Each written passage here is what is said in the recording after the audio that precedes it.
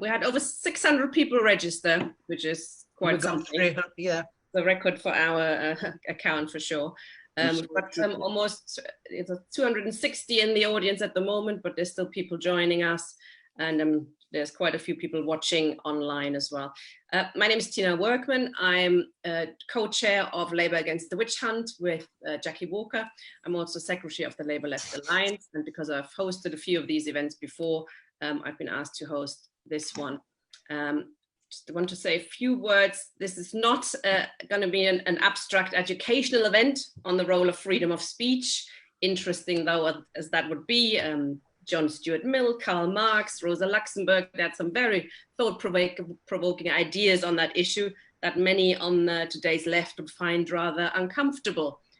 Cancel culture springs to mind, platforming people with views you dislike or disagree with. But that is definitely not in the tradition of democratic socialists like Karl Marx, who describe free speech as the oxygen that the working class needs to challenge and overthrow the ruling class and capitalism. But concretely, of course, we're dealing at the moment with an attack on free speech when it comes to the question of Israel-Palestine that arguably goes beyond anything that McCarthy unleashed in the US. There are, of course, similarities. People losing their job, because they're apparently anti-Semitic. There's an atmosphere of censorship and most worryingly self-censorship spreading through the left. And all the while, you don't really need to provide any real evidence. It's enough to point the finger and call Jackie, Chris a witch, and that makes them a witch. Like then it was in the US, it's not really about what the witch hunters tell us their witch hunt is about. In the 1950s America, it was not about the few thousand communists in the US, it was about the existence of the Soviet Union and the threat that came from it. Today's witch hunt in the Labour Party, in the Labour movement, and internationally is not about combating anti-Semitism. We have to be very clear about that. It's not about cleansing the Labour Party. It's not even about, and it was never really about, Jeremy Corbyn, because though, of course, his election to Labour leader was a huge problem for the ruling class. But it was about much more. Otherwise, we wouldn't see the campaign to equate anti-Semitism with anti-Zionism spread quite so far internationally as well, and particular to Germany, where I'm from, and the US in particular. It's an international campaign to shut down all those who criticize what the state of Israel is doing in the Middle East and to the Palestinians. At the heart of this, I think this is a campaign for imperialism to be allowed to rule as and how they see fit. And if the US's main ally in the Middle East chooses to torture, to discriminate and ethnically cleanse millions of people, then so be it. And if we need to totally redefine in the process what anti-Semitism is and charge everybody and their dog with it, then so be it. It is a most effective weapon, as we've seen, and it's being employed all over the world, which is why we need an international campaign to combat it and to fight against the attempts to shut us down. The first speaker tonight in this very illustrious lineup is Tony Greenstein, who's like myself from the Labour Against the Witchhunt and many other things. He will discuss how this particular campaign for free speech was born, and hopefully also start to discuss how we can consolidate it and make it a proper international campaign. Over 600 people have registered for this event, I think, which really shows how incredibly important and an alive issue it is. So before we hear Tony and a few other speakers for a little while, for a few minutes each, then we're going to give a bit more time to Tariq and Norman Finkelstein. But Tony, now first, please. Thank you, Tina. Could I ask you to enable the sharing, because I've got one or two things I wish to share. Thank you, comrades. It's most apposite that Tina starts off with the McCarthy era 70 years ago, because that is what we have been going through, and that is what we are going through. 70 years ago, if you didn't like someone, if they were a dissident, they didn't have to be a socialist even, you used the term communist. That was a general term of abuse for someone you didn't like. Today, the term is anti-Semite. If you don't like someone, then they're an anti-Semite. And so you have the phenomena of non-Jewish racists, people who supported the hostile environment policy, people who have supported every immigration regulation and restriction, accusing people who are Jewish of being anti-Semitic. That is the absurdity that we have. Now, we formed this group about 2 months ago, and the reason why we did it was simple. During the Labour leadership campaign, the Board of Deputies, which represents a minority of the most racist and reactionary Jews in this country, issued what they call the 10 Pledges, which I call the 10 Commandments.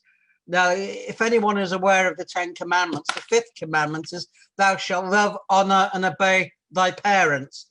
However, they've redrafted it. It's now anyone who goes on a platform, who shares a platform with anyone who's been expelled or suspended. Bear in mind, in English law, employment law, which I practiced, suspension is a neutral act. You're neither guilty or not guilty. Anyone who shares a platform even with someone who's been expelled under the Labour Party procedures will themselves be suspended. And this was adopted by Keir Starmer. And there was a meeting, a public meeting organised by Don't Leave Organise, in which Jackie Walker and myself spoke from the audience of a Zoom meeting. And there were calls immediately from the Jewish Chronicle and the Board of Deputies to suspend Diane Abbott and Bel Ribeiro Addy, who happened to be speaking at that meeting. They never spoke to us, they never conversed with us, but nonetheless, through guilt by association, they were guilty of anti-Semitism, of course. And Starmer reprimanded them.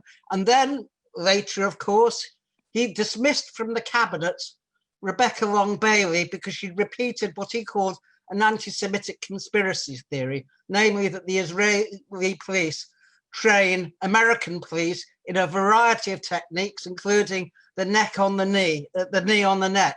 Well, we have massive photographic evidence that is the case. There is no disputing that this is true. But then part of the anti-Semitism witch hunt has been that something can be true, but it also can be anti-Semitic.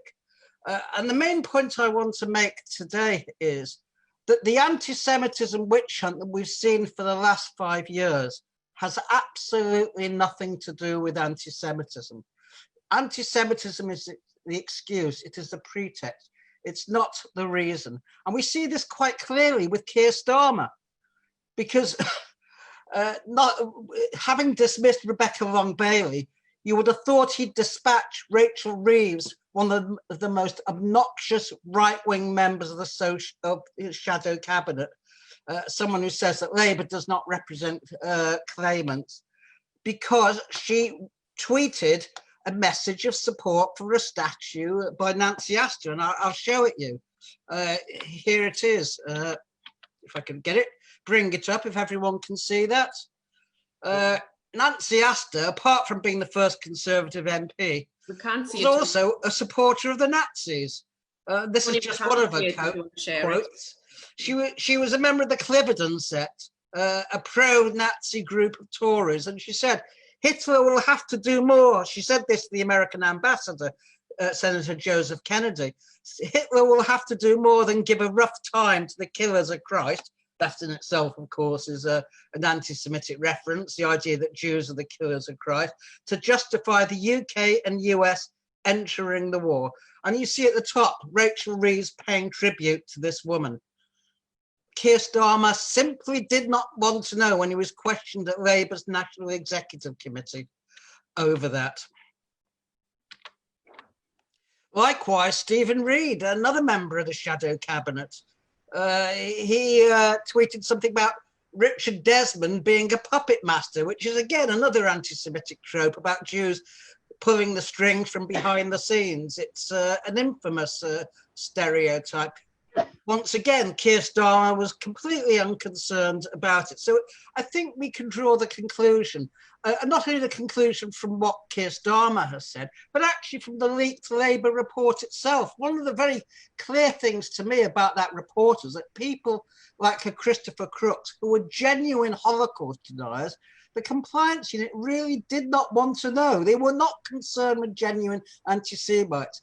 What they were concerned with was anti-Zionists, who they could portray as anti-Semites. And I think that is really important to understand. And I have to say, the tragedy, and it is a tragedy, of this whole affair is that Jeremy Corbyn and those around him did not understand or did not perceive that the anti-Semitism witch hunt was not directed at me. It wasn't directed at Jackie or Chris or anyone else. We were collateral damage.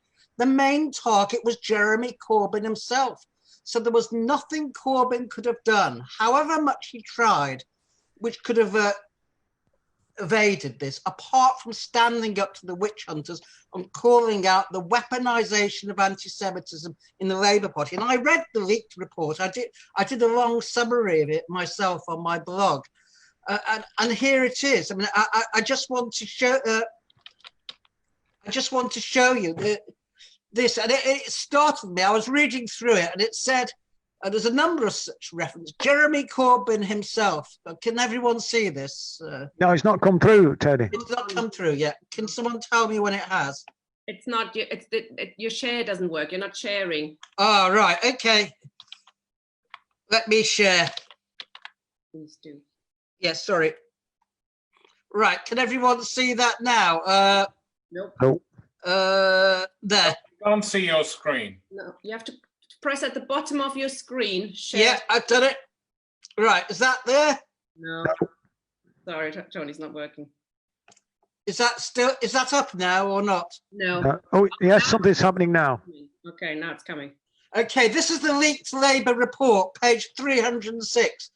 And it says, Jeremy Corbyn himself and members of his staff team requested to GLU that particular anti-Semitism cases be dealt with. In 2017, Lotter, that's the leader of the opposition staff, chased for action on high-profile anti-Semitism cases, Ken Livingstone, Tony Greenstein, Jackie Walker and Marc Wadsworth, stressing that these cases were of great concern to Jewish stakeholders, whoever they are, and that resolving them was essential to, quote, rebuilding trust between the Labour Party and the Jewish community. Well, comrades, Jackie Walker, Marc Wadsworth and myself were expelled. Ken Livingstone was forced out. Sorry, Chris Williamson was also, in essence, forced out. Was trust rebuilt? No, of course it wasn't. The Board of Deputies and the Zionists took what Corbyn had gave them and then asked for more and for more, because the real thing they wanted was the head of Jeremy Corbyn. And if I can just go back, because I didn't realise I wasn't sharing at the time. If I can just bring up that, since people obviously didn't see it, the image of Rachel Reeves. I say she's a senior member of the Labour cabinet. Can everyone see that now? Sorry. Yeah. Yeah. There it is. That's her tweet. She hasn't deleted it. It's still there. Hitler will have to do more than give a rough time to the killers of Christ, etc. Yeah. Clearly, she was not only an anti-Semite, but a supporter of Hitler in essence. And yet, Starmer has done nothing about it. So I think it's quite clear what with his overtures to the Labour Friends of Israel, his promise that he will go to visit Israel and so on, that this is not about anti-Semitism. This witch hunt is not about anti-Semitism. Today, and I've seen the papers of many people who've been expelled and suspended, it's about criticism of Israel, as we always said it was. And I have to say, and I'll close on this, one of the most stupid things about this affair, and unfortunately, again, Jeremy Corbyn repeated it, was if you deny you're an anti-Semite, that is proof that you are anti-Semitic.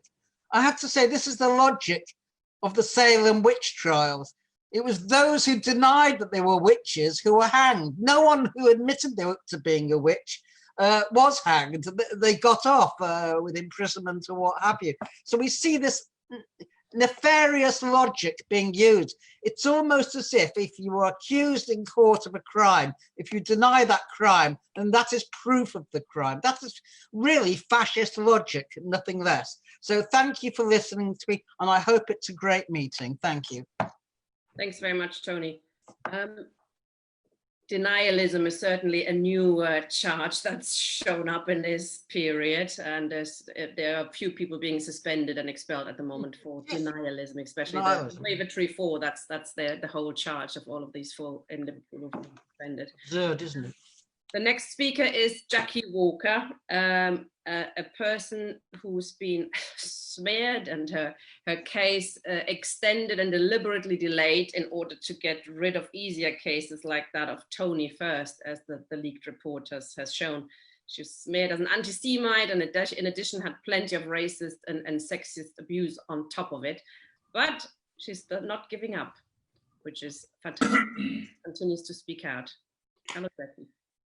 Hi, hello. First of all, I'd like to say, of course, it hasn't just been abuse, it's been threats against my life, and, you know, quite violent threats against me. And one thing that has helped me through this is something about the history, not just the history of myself as a Black woman of Jewish descent, but of a Jewish father and a Caribbean woman of Jewish descent who were themselves targeted by McCarthyism at the time in America because they were both involved in the civil rights movement. And so rather than speak generally, I think, about what has happened during this time, I think my focus is going to be more about this issue of freedom of speech, because I think this is absolutely critical, and critical to us as socialists, because what we're going through, yes, it's a reign of terror, yes, it's a witch hunt, but what it does is it misshapes all conversations on all racisms, and in particular it disadvantages the most oppressed minorities, as well as undermining the very structure of democracy, which is freedom of speech.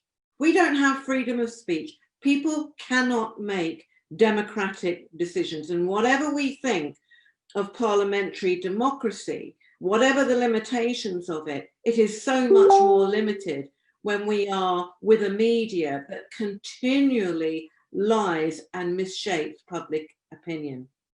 And we've seen this happen really recently, in fact, with the Black Lives Matter debate, where, for example, the recent comments of a Black rapper have been used to undermine and denigrate both Black Lives Matter and Black people. I mean, it has been astonishing what's gone on. Some of you may know there has been a boycott, a so-called boycott of the great and good from Twitter. I have to tell you, Twitter has never been so good. The level of abuse has just gone down since a number of well-known, what I would say, reactionary voices and racist voices have decided to boycott because of what this rapper said. Because however bad what he said was, there's no doubt, you know, what he said was absolutely reprehensible. It's astonishing that it's taken that rather than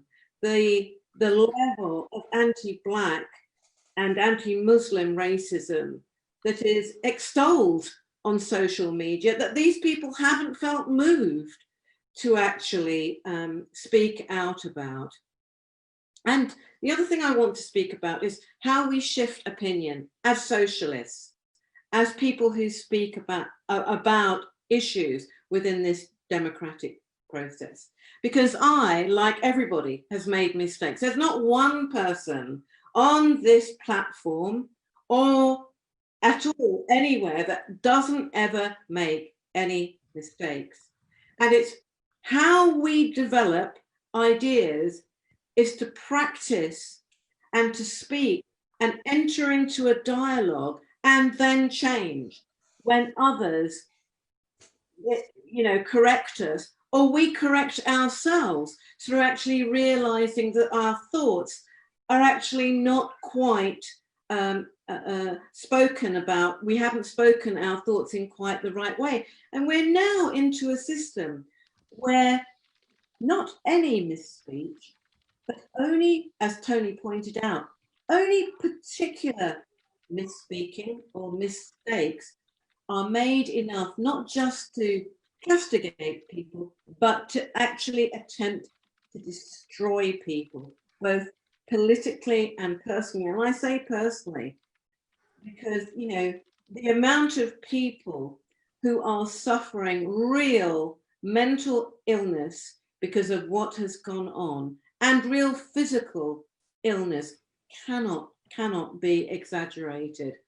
What we need to do is to be able to defend a robust dialogue that can go on about issues, not just issues of race, but issues of poverty, issues of war, issues of state terrorism. Because as soon as they limit and are limiting freedom of speech, for example, to discuss issues to do with Israel, to discuss issues to do with race, then what happens is that that pulls the whole conversation to the right. So the purpose of this is actually not just about Israel.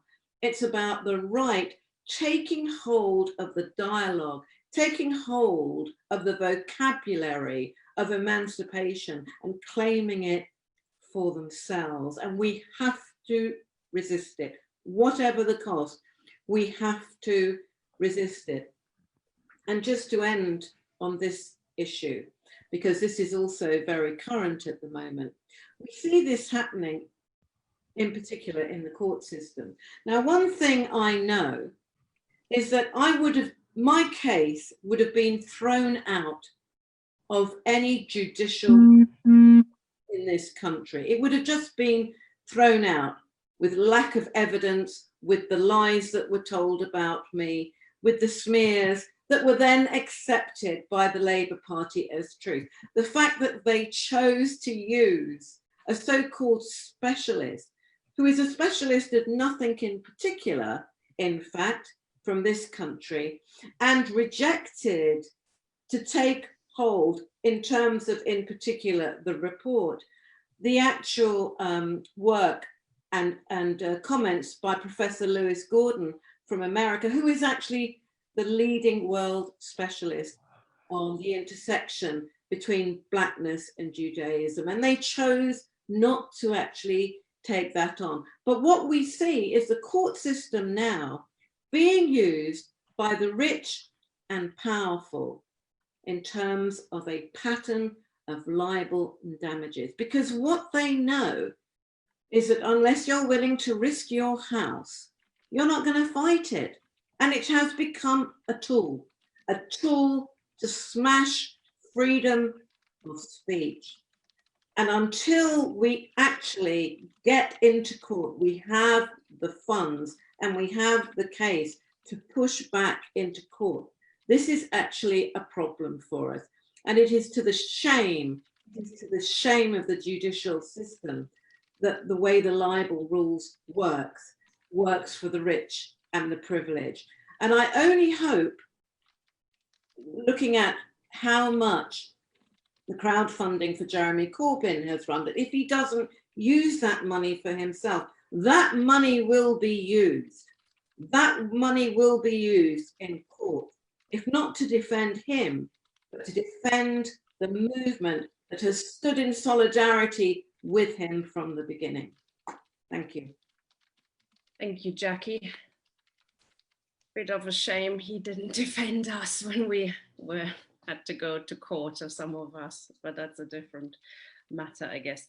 Next person to speak, and who actually did try to sue the party, is Marc Wadsworth.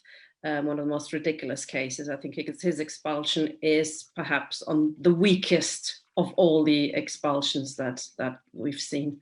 Okay, hello, Marc. Thank you very much, Comrade Tina.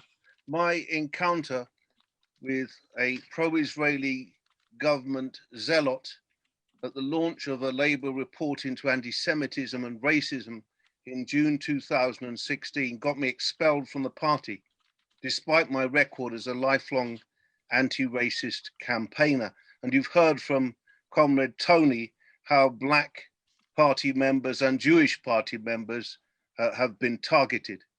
It made headlines, my case. I suffered trial by media, most of whom didn't contact me for my side of the story, which is a breach of journalistic good practice. It counted for nothing I set up the Anti-Racist Alliance in 1991 to oppose racists and fascists and help the parents of murdered black teenager Stephen Lawrence set up their campaign for justice 2 years later.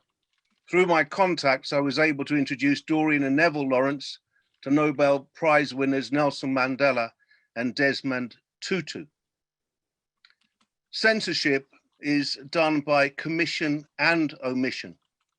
My campaigning was completely ignored by the Labour Party and the mainstream media journalists who wrote about my case. Yet I vividly remember being on the Isle of Dogs in London's East End, opposing the fascist British National Party when they got their first councillor elected. And on the picket line outside the Sunday Times, after it had published Hitler apologist David Irving's version of Goebbels' diaries. On both occasions, side by side with Jewish comrades.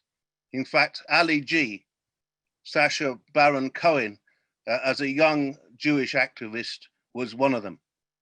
Eminent Jewish lawyer Jeffrey Byman drafted a racial harassment bill for the Anti-Racist Alliance at my request.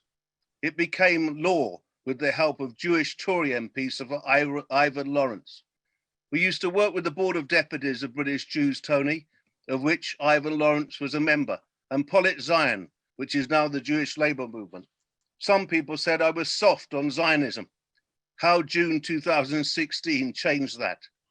I will robustly set out my case against Zionism and in support of the Palestinians in the new edition of my book, Comrade Sack, coming out in September. My Labour investigating officer, Dan Hogan, one of the recipients, well, he actually was tasked with concocting the case against me, was one of the recipients of that six-figure bung last week. What a disgrace that those saboteurs were actually rewarded for their treachery. In fact, my book publisher, who's been a lifelong Labour Party member, resigned his membership of the party just last week in disgust. And I understand that thousands of others have also left the party. My Labour case was just a kangaroo court, really. And the leaked report has Hogan saying this: I am now hearing from witnesses who we need for the hearing, my disciplinary, that they are growing increasingly disillusioned by this process and the time it is taking. These are also senior stakeholders in Labour's Jewish community and in the context of recent negative and inaccurate media reports on how the party treats cases of anti-Semitism. We cannot afford to be seen to dither on a case of as much symbolic importance as Marc Wadsworth's. As you know, whenever there is a story about anti-Semitism in the Labour Party, Marc Wadsworth is held up as a leading example. This case is a priority. There was then the travesty of a BBC Panorama programme called Is the Labour Party Anti-Semitic? It was a biased hatchet job on the Jeremy Corbyn-led party and made me ashamed to be a journalist, and an ex-BBC one at that. Editorial control might as well have been handed over to the viciously anti-Corbyn Jewish Labour movement, whose members were the programme's main interviewees. For the interviewees read attack dogs. It just shows how corrupt is the BBC complaint system. I know, I've used it. And the Ofcom regulator, both of which rejected a torrent of objections from the Labour Party and the public. I used to be the co-chair of the National Union of Journalists Ethics Council.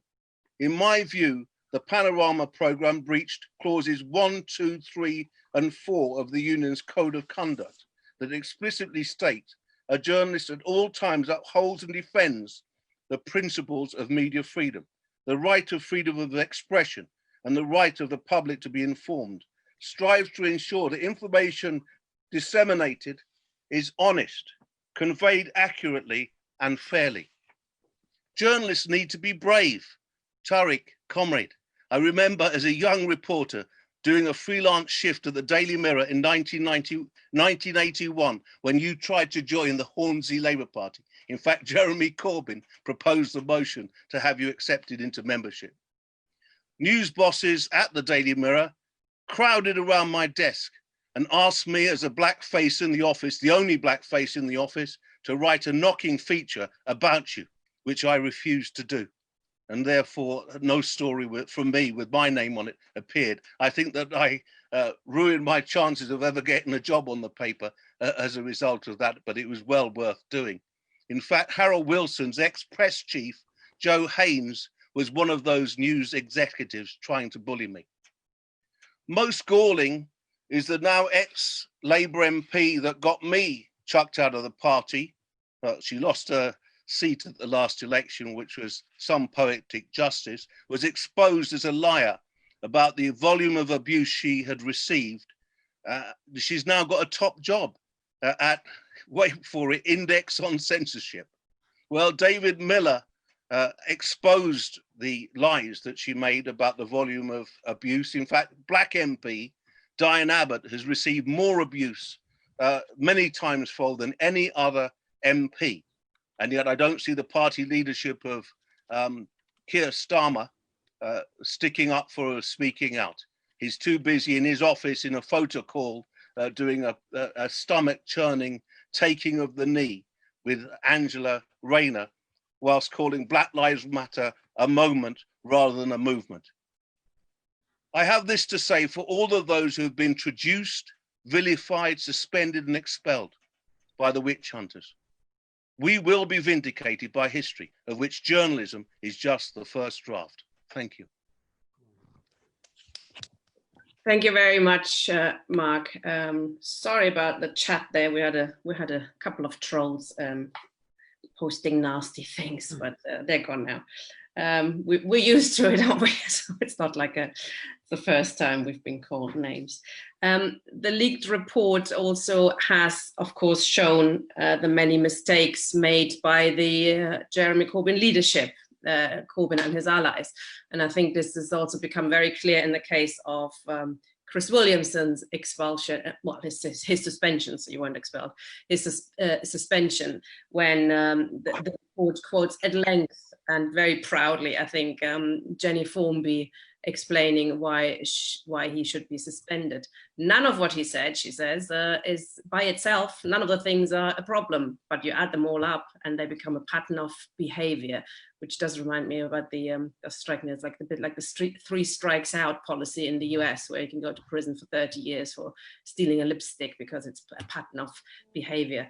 We're very proud to have Chris with us, who was the only MP, which is shameful, the only MP who would stand with people who've been accused of being anti-Semites, who've been expelled, who've been smeared, etc. None of the Socialist Campaign group of Labour MPs have done anything like it since, or not at the time either. So we're very pleased to welcome Chris Williamson.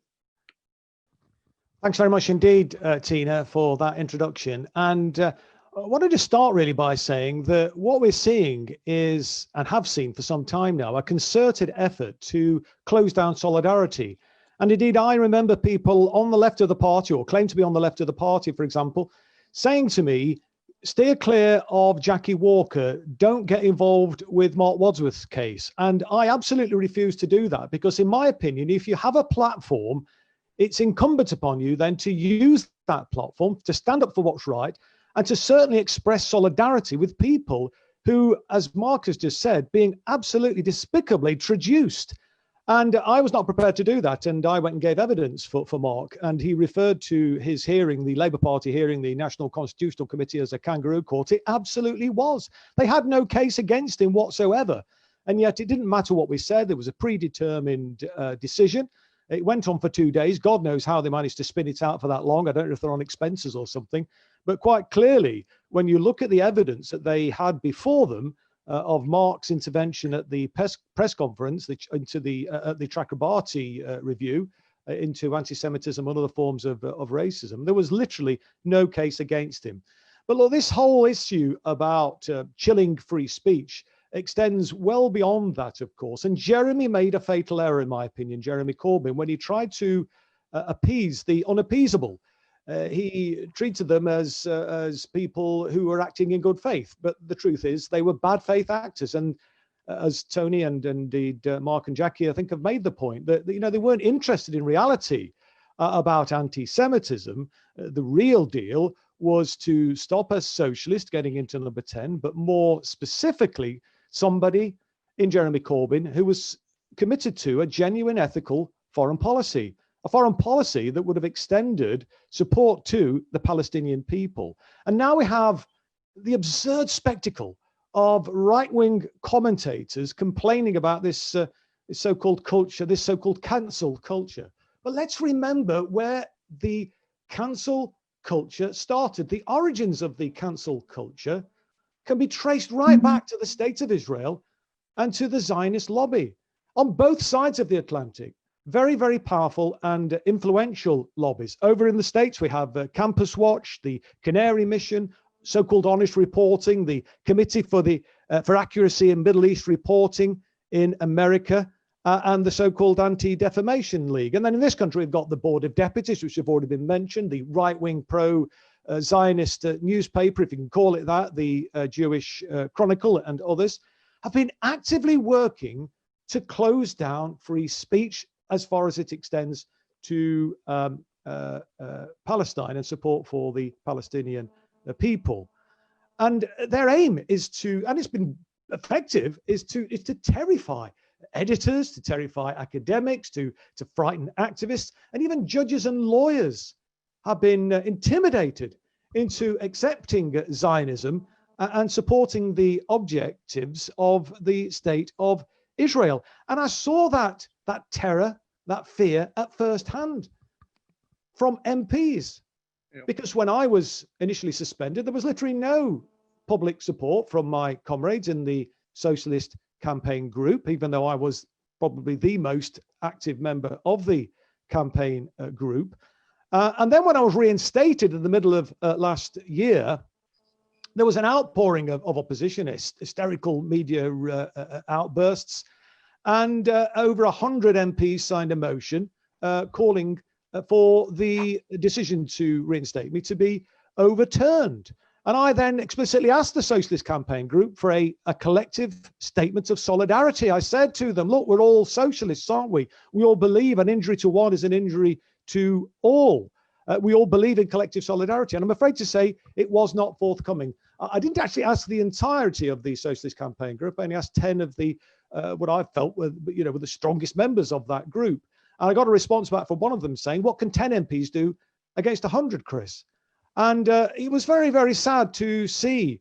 And I can only put it down to the fact that people were very fearful about the implications. They could see how I'd been demonized. They could see what had happened to Ken Livingstone, what had happened to Jackie Walker, Tony Greenstein, Marc Wadsworth, and others, and were too frightened to speak out. And I just think that is an unacceptable state of affairs, because as I've already said, when you have a platform, it's really important that you use it. But look, we are fighting back now. As Mick McCarthy once said, the great National Union of Mine Workers trade union leader, he said, they'll stop chasing you when you stop running. And we are going to stop running. I've never run in the first place, but we are now building a movement and we are fighting back. We won't be cancelled and we won't be cowed by this campaign of intimidation. There's literally nothing, frankly, that the haters can do to stop us now. We're going to build this movement, and our job, in my opinion, is to embark on our cancel culture of our own. And that is to cancel the influence of the racist Zionist ideology on public life in this country, and actually stand up proud for the Palestinian people and stand up proud against the military industrial complex and stand up proud for a comprehensive ethical foreign policy. Thank you very much, Chris. You stayed well in under your time. Thank you. I think the fighting back is hugely important. We're seeing thousands of people currently leaving the Labour Party. We're can debate. We have different views on that issue and on that panel. Should we stay or should we go? I think if we stay, we fight for sure. There's no point staying and keeping quiet and accepting that we cannot be in a room in an online meeting with Jackie Walker or Tony Greenstein unless we're prepared to say that. I think there's a very little point in staying in the Labour Party. But there's also Labour Left Alliance, Labour Against the Witch Hunt, Chris Williamson's resistance movement. I think there are things comrades should join. The worst thing that could happen is now the hundreds of thousands who joined the Labour Party simply dropping out into atomization and becoming disorganized, which would be a huge problem. The next speaker is David Miller, who's been on the receiving end as well as so many of us, and who I believe was suspended, was then reinstated, but then again I think left the Labour Party recently. Hello, David. Good evening. Yeah, it's slightly longer than that. So I was suspended, then reinstated, then I had a complaint taken against me, which was found to be not founded, and then I was suspended, and then I resigned. So it was a little bit longer. But yeah, this is happening to a lot of people, and it will happen to a lot more. The fact that Brighton and Hove Council has now lost its Labour majority to the Greens on the basis that 3 councillors have been suspended by the party is another extraordinary effect of the ongoing witch hunt. The party is quite prepared to lose councils on the basis of suspending people for what will turn out to be, I am sure, transparently false allegations. And I make that kind of statement in full cognizance of Jenny Formby's position inside the party. If you read in the leaked report, her statement on page 586, she says, making generalized blanket statements that tarnish all allegations of anti-Semitism as smears, I'm sure no one's done that, or as politically motivated, is deeply unhelpful to the cause of eradicating anti-Semitism where it does exist within the movement. Such statements divide and polarize people who should be brought together in constructive dialogue. I think that's a real indication of the problematic way in which the Corbyn-led party under Jenny Formby, when she took over as General Secretary, handled the anti-Semitism issue. And that was, to put it very briefly, that they adopted the witch hunt. They continued to push forward the witch hunt inside the party. Rather than taking an evidence-based approach, they decided that what was going on here was people who had genuine grievances, perhaps mistaken, but genuine grievances about members of the party, and we should engage them in constructive dialogue. And of course, there is no constructive dialogue with the Zionist movement. The Zionist movement isn't interested in dialogue, in truth, in finding out how best to tackle anti-Semitism. And that is a fundamental mistake and a fundamental error for the Labour Party, for someone like Jenny to make, someone who has a long, proud history of Palestine solidarity activism. I think that in the end, that's where we've got to. We've got to the position where under Corbyn, under Jenny Formby, the leadership of the party was at the forefront of taking forward the witch hunt. So it wasn't just a question of the Zionist movement, of the trolls, of the JLM, of Labour Against Anti-Semitism, and Nasher and all of that lot, backed, of course, by the Ministry of Strategic Affairs in Israel. It wasn't just a question of them, it was that it had been taken into the consciousness, the very consciousness of the leadership of the Labour Party. And of course, you see in the Labour leaked report, if you've read through quite a lot of it, I haven't read all of it yet, but I have read some key bits. And there's a bit where they discuss the people that they took on to be in charge of anti-Semitism investigations, one of whom is a former member of the Alliance for Workers' Liberty, well-known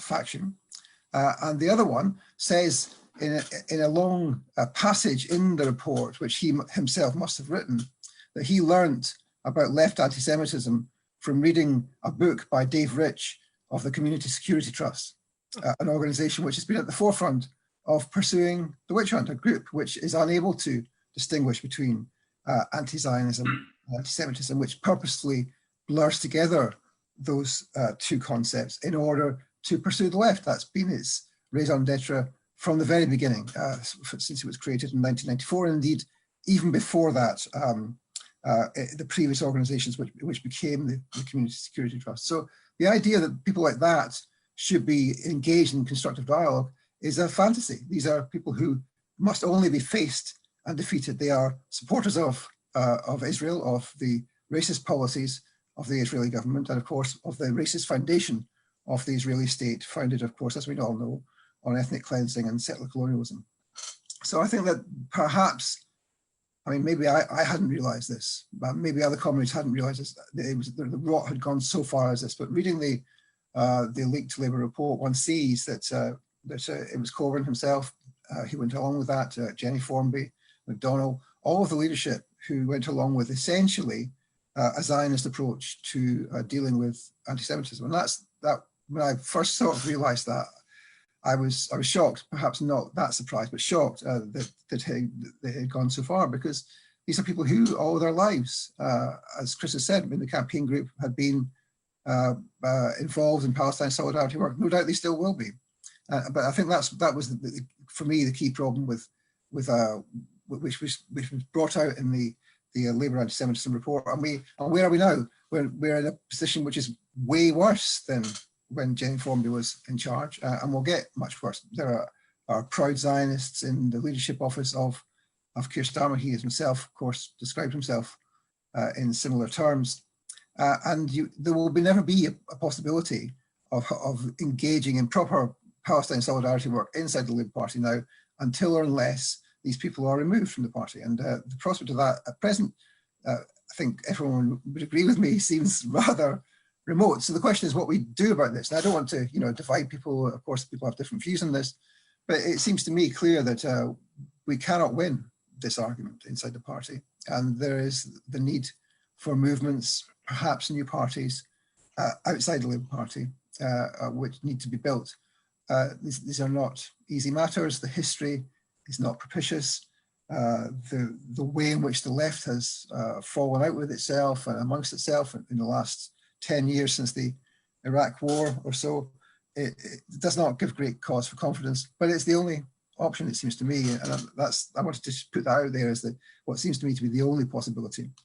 There is, of course, much we can do to engage in Palestine solidarity work, as many people are doing, but also we must, of course, engage the enemy in this, which is not just, of course, the British government and US imperialism, but the Zionist movement. The Zionist movement and the Israeli government are the enemy of the left, the enemy of world peace, and they must be directly targeted. And I know people say we must just engage in Palestine solidarity work. Yes, of course we must, but let's be clear, that's not enough.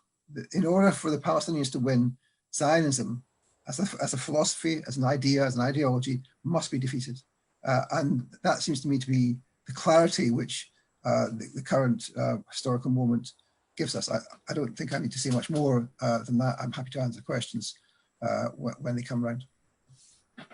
Brilliant. I think you made some very strong points on the nature of appeasement and its futility, and it doesn't work. I do wonder sometimes what strategy Corbyn and his allies had, if they thought once they're in number 10, that's when they stop trying to appease the right and fight back. It is a real question. I don't understand what their strategy is. I'm not sure they did. Okay, the next speaker is stalwart of the left, Tarik Ali. He's got a bit more time than the other speakers because he's more of a guest of the platform. So he could speak for about 10-15 minutes. Just quickly on the rest of the meeting, we had hoped to bring in some comrades from the floor, hopefully, if we have a bit of time. If you could put your question in the Q&A and indicate that you want to speak, and I might be able to bring in a few people before we can have a summing up from the main speakers again. So hello, Tariq.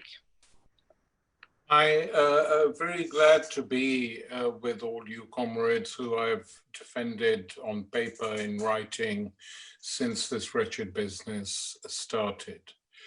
I remember soon after the Labour leadership and the leader's office caved in effectively to a Zionist offensive, there was a public meeting at the Conway Hall where a number of us said that this was a huge error, that even its supposed justification that it would keep them quiet till the election was over. No one said that in public, but that was behind it. Don't fight on this issue. They'll just be used against us. We can't win. We'll sort it out once the election is over. I remember saying this was a huge error. It was a strategic error. It was not the way in which the leadership had conducted itself previously. For instance, when in the middle of the first election campaign, where Labour came within a whisker of victory, when there were 2 terrorist attacks in Manchester and in London, Corbyn was under heavy pressure, including from some of his close colleagues, to just denounce the attacks and say nothing. But he insisted at that point in time, very intelligently, on saying that British foreign policy was ultimately to blame. Yeah. And Theresa May said, "We will not let him forget these words." Then the Tories did their own polling and found out that 70% of the country agreed with Corbyn. We never heard any attack on him on this issue again. And in my opinion, though anti-Semitism is a very different issue, a similar line of attack should have been followed, saying very clearly, yes, there is anti-Semitism in society. Yes, there may be some in the Labour Party. There's certainly more in the right-wing parties, the Conservative Party, which Britain First members have been queuing up to join. But we're going to fight any attempt to stop us speaking on Palestine or being critical of Israel. And it is a complete slander and slur to say that the Labour leadership, Corbyn in particular, are either anti-Semitic or encourage anti-Semitic. I mean, a big fight could have been waged. We may not have won it, but it would have been a much better thing to do than caving in. After all, we didn't win anyway, did we? So the question is, I'm not going to go, I agree with what has been said, especially by everyone, really. Chris and David said what I said on most these issues. So let's see how to deal with it now. First, this process that was started off to try and weaken the left, to weaken Corbyn, to prevent criticism of Israel too much, as Israel is planning a total occupation of Palestinian territories, made no secret of it, only token opposition so far from some of the EU countries. They will do nothing if it happens, in my opinion. So they're trying to clear the atmosphere so they can do anything. And what is a problem has been that in Europe as a whole, there is, I think, a majority, all the opinion polls have shown that, for some degree of self-determination for the Palestinians. This the Israelis have been trying to defeat and smash. And that is why what happened in Britain, in England in particular, but it has also affected Scotland, where the SNP's position on Palestine used to be pretty good. They haven't opened their mouths on this subject. On the islands in this part of the world, it's the Republic of Ireland alone which speaks up for the Palestinians and what has been going on there. Everyone else has been silenced. So what happens in the Labour Party now, to be perfectly frank to those of us who are not members, is not of great interest. The left has lost. It's been defeated. It is not going to come anywhere near to getting a leader as left-wing as Corbyn for the next half century. That is, if the United Kingdom exists by then. So it's no good pretending that that can be repeated. It's extremely unlikely.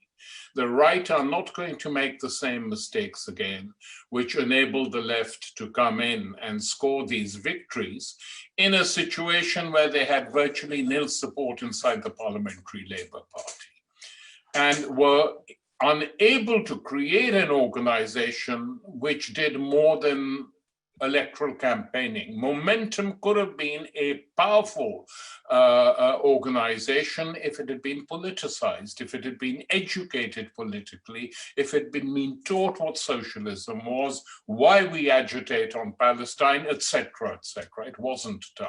So there is, in my opinion, been a huge defeat for the left. I give no advice on what people should do where they want to be active, inside, outside the Labour Party, but they should understand what the reality is.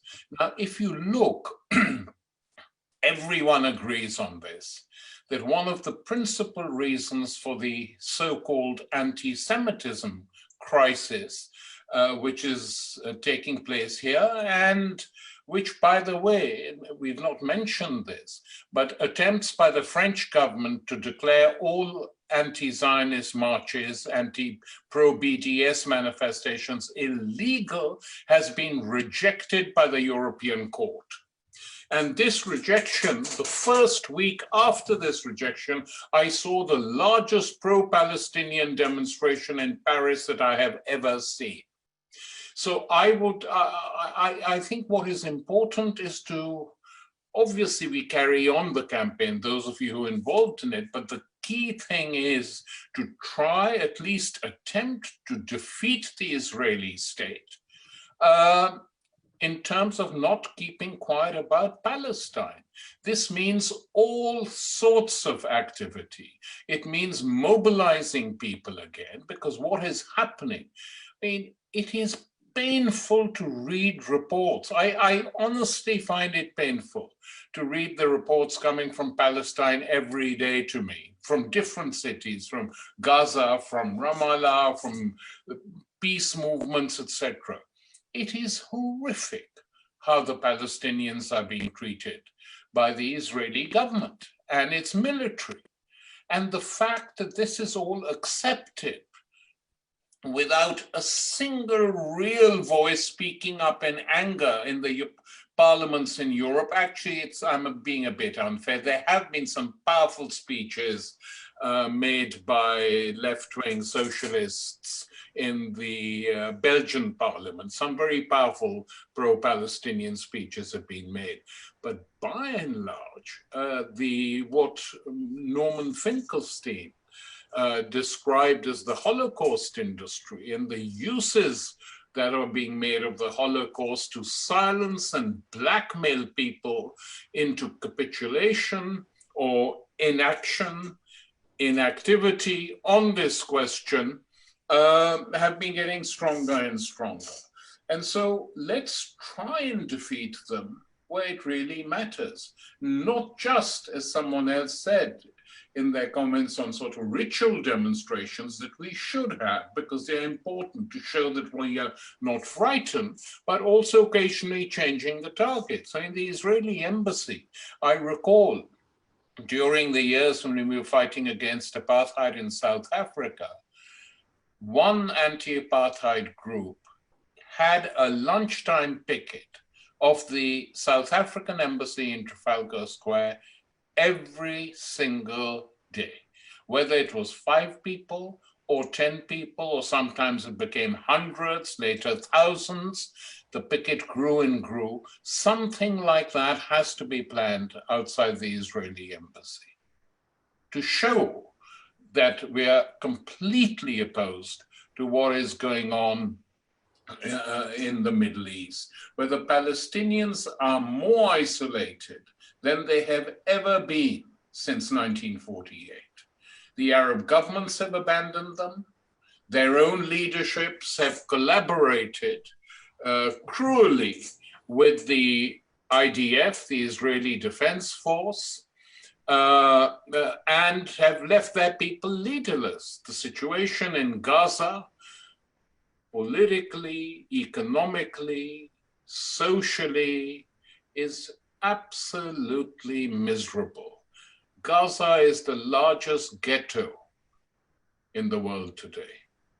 Its people are treated like dirt by the occupying power, which doesn't occupy directly, but watches from the neighboring hilltops and sees what is happening, occasionally lobs a few bombs in, prevents aid reaching Gaza, refuses to allow the Gazans to have their own airport. In other words, the Palestinian entity, the Palestinian people, their daily lives are being destroyed. That is what is happening. You know, you read about olive trees being burned.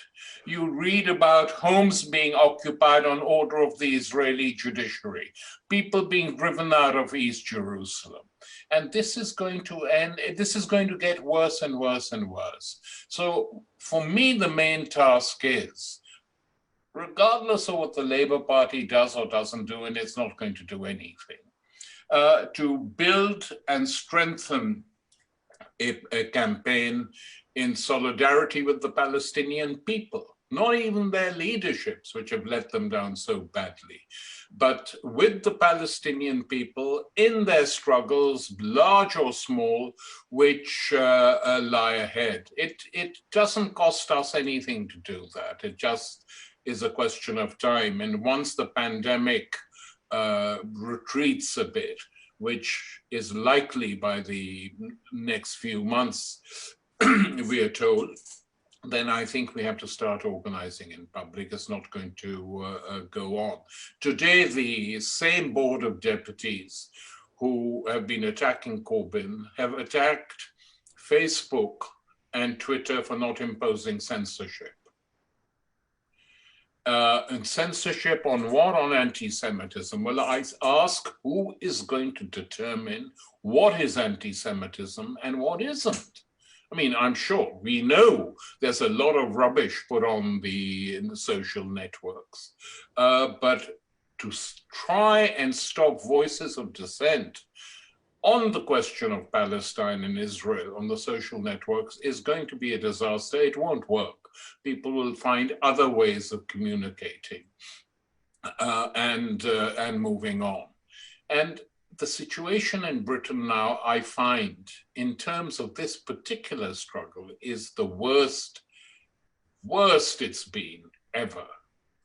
When Ken Loach can be stopped from serving on a committee and described as anti-Semitic, then you do wonder what the world for this country is coming to.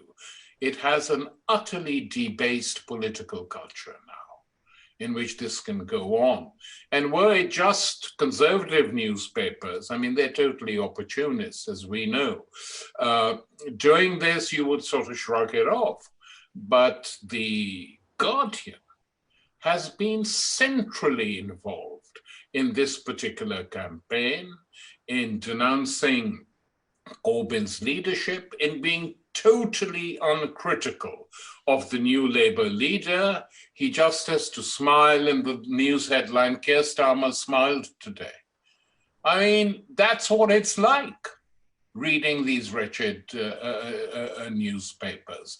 And that is very deliberate, because with the defeat of the Labour left, weak though it was in Parliament, the scale of the defeat now is such, it is going to be difficult to mount an offensive from within the Labour Party. People can try, and best of luck to them. I don't say they shouldn't, but it's going to be extremely difficult. Let Momentum or someone else set up a solidarity with Palestine group inside the Labour Party. Let them set it up and see how they go, and best of luck to them. But meanwhile, those of us who aren't in the Labour Party, or who've been expelled or suspended or whatever, or who are leaving, have to remain active on this particular question. And I know all the members on the platform have been. Let's not, I mean, they might get away with it, the Israelis. Unfortunately, they probably will in what they are planning, but let's make it as difficult as possible from our side. But that's all I want to say. Thank you very much, Tariq. There's quite a lot of things you said and quite a lot of suggestions of what we could do. And I'm sure we're discussing that in future and how we can consolidate this campaign. Our final speaker, before we try to open it up from the floor, if we have time, is from America, Norman Finkelstein. Tariq did gave a very good reason why you should read his outstanding work, The Holocaust Industry. It is an entertaining read as well as a very historically very interesting read. So I'd urge everybody to read this. Okay, so I did not prepare remarks because I figured, as turned out to be the case, that many people would have made the points before me, and therefore I would end up repeating just what's been said. And so rather than prepared remarks, I want to use this occasion to react to what I've heard, and for pedagogical purposes, I suppose. There's no point in me reiterating where I agree. I'll use this occasion to show, to express where I disagree, but also bearing in mind that doesn't mean there's a large overlap, in my opinion, with what's been said. I'll just focus on where I disagree, or where I think I might have something to supplement the remarks that have been made. First of all, on the question of the tactics of the Israel lobby in the UK and as well in the United States, it's important to understand why they've resorted to these kinds of ruthless and transparently undemocratic methods of trying to suppress discussion of the Israel-Palestine conflict. And the main reason is because Israel lost, probably you could say around 2000, in that period, it was clear that Israel had lost the battle for public opinion. Israel was very confident since 1948. They had a very effective propaganda apparatus, and that the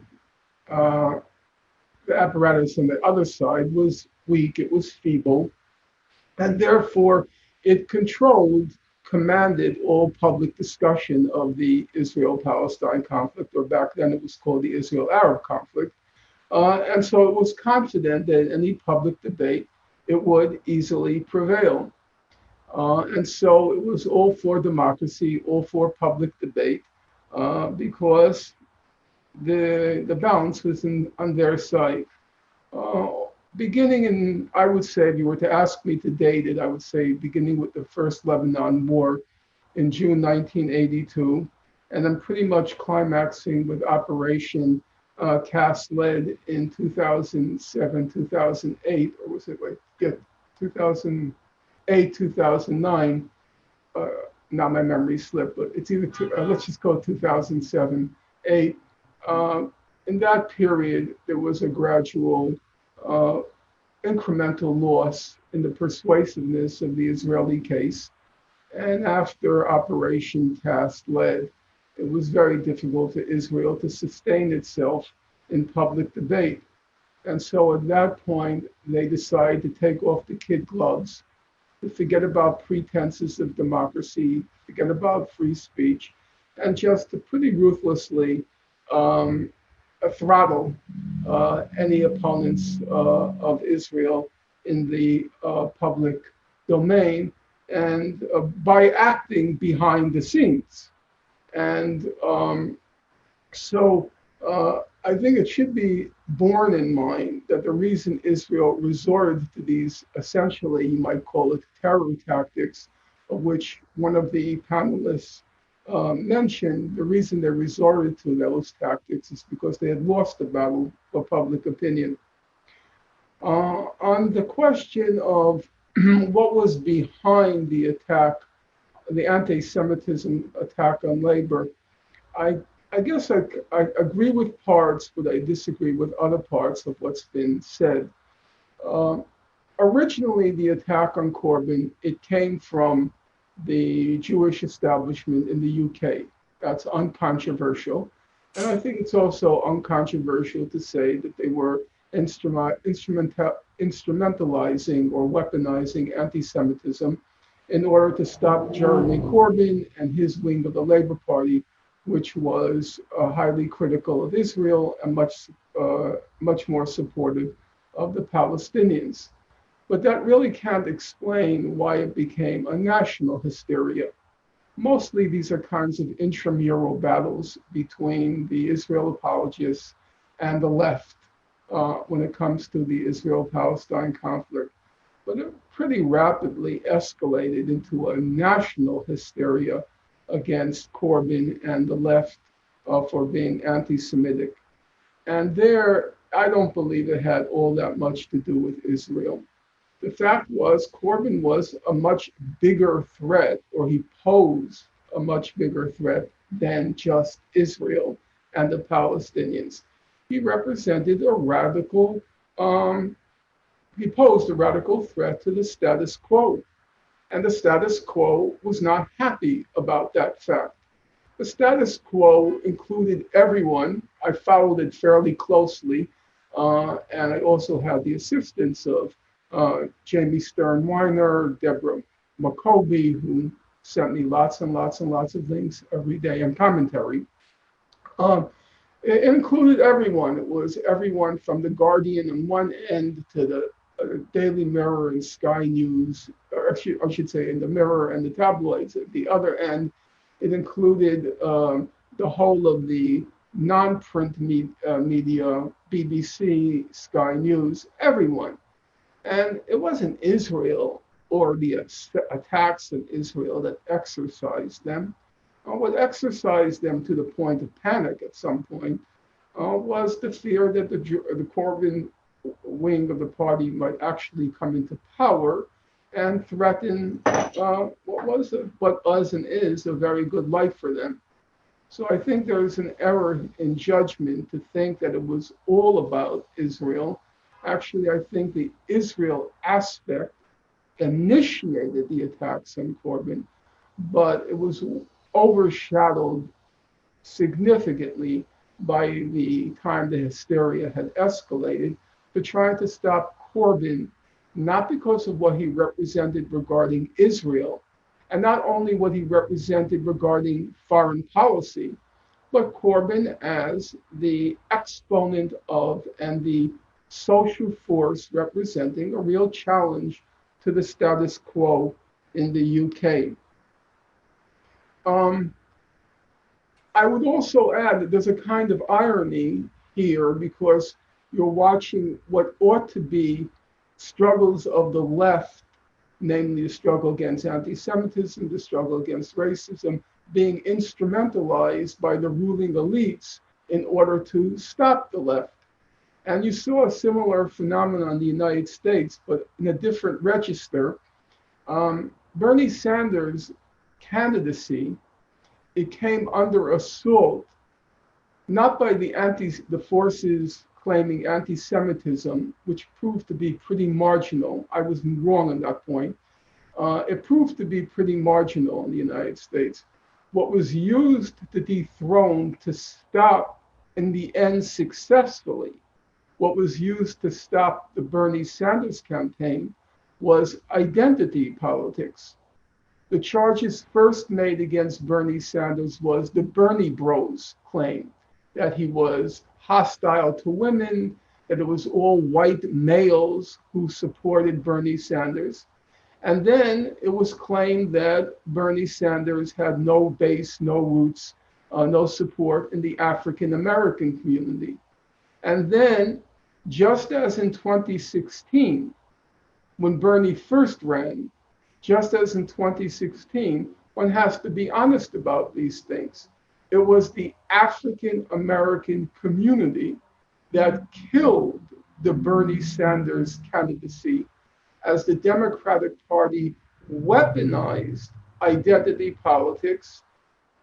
By the way, most significantly in 2020, it was Barack Obama weaponizing the identity politics, which again is roughly a left cause, defending the cause of minorities and persecuted minorities and so forth, weaponizing the identity politics to stop Bernie Sanders in the United States.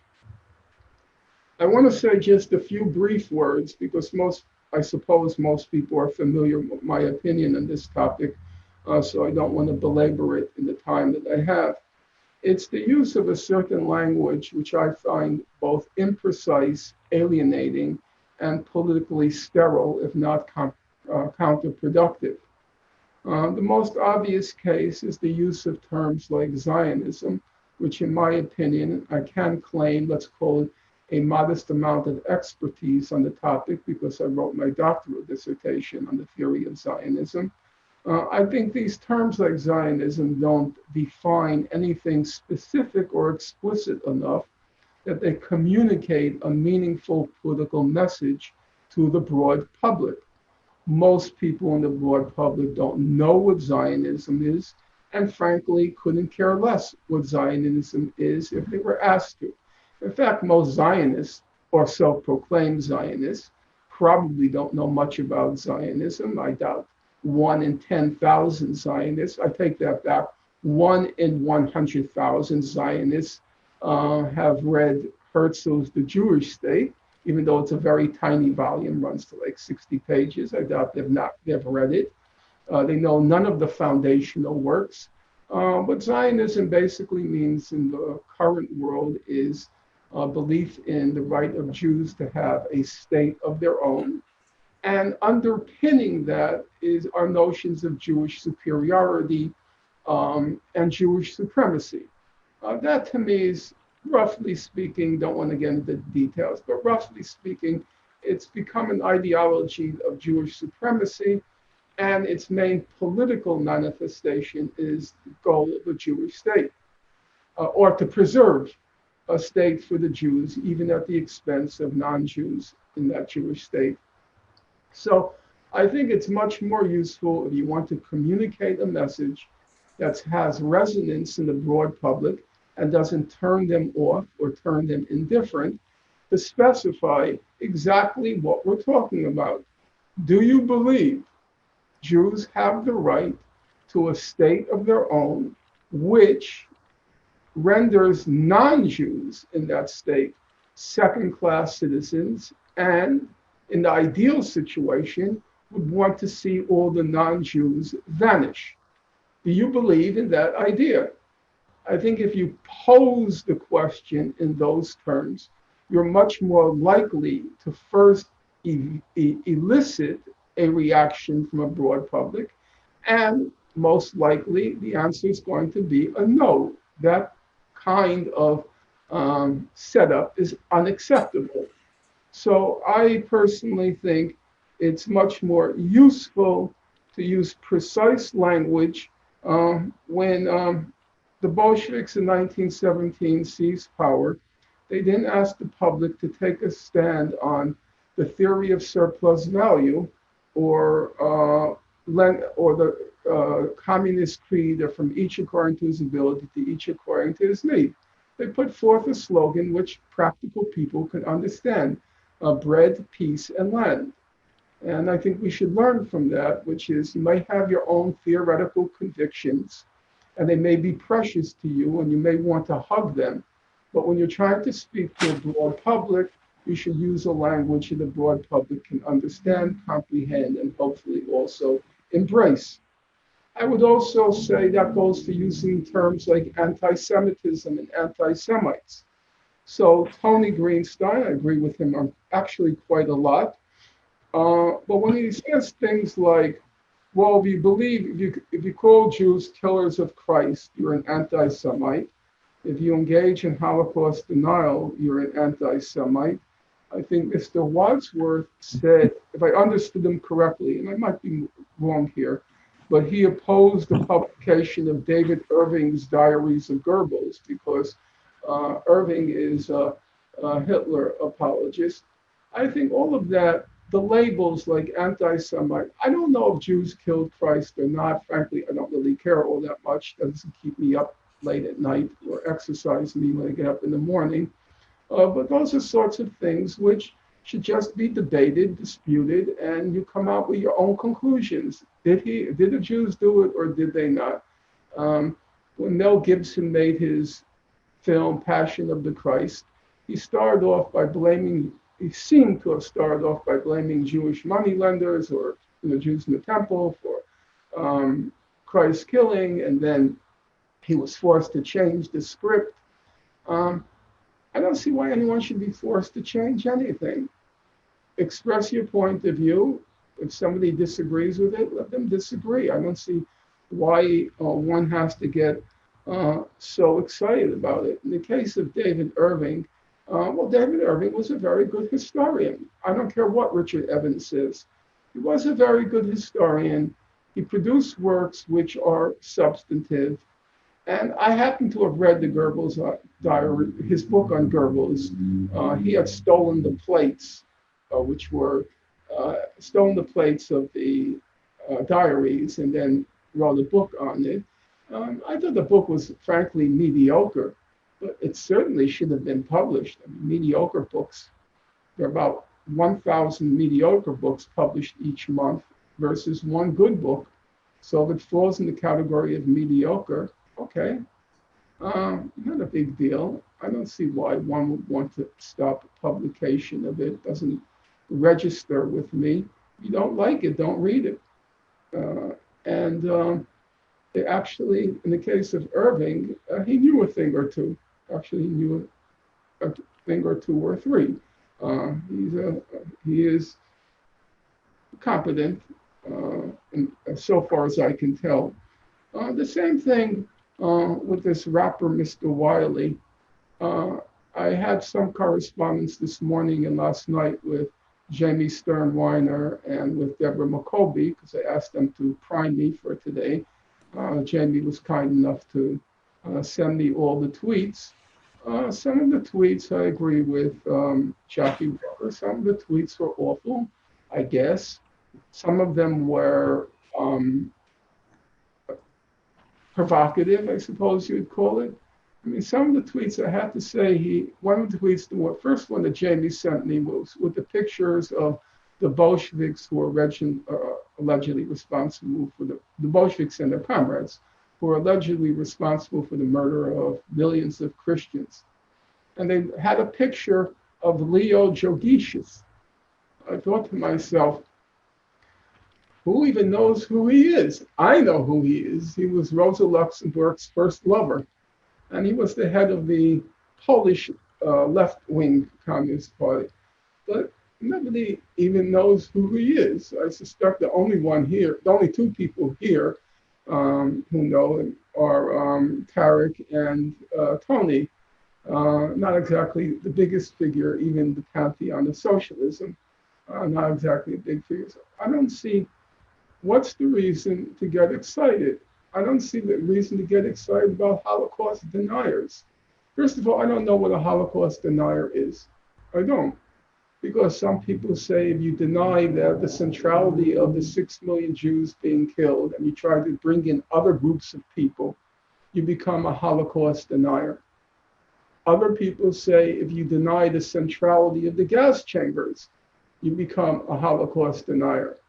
So by that standard, strangely enough, and I guess Tariq and Tony will be the only ones to remember, by that standard, Daniel Jonah Goldhagen, the author of Hitler's Willing Executioners, that best-selling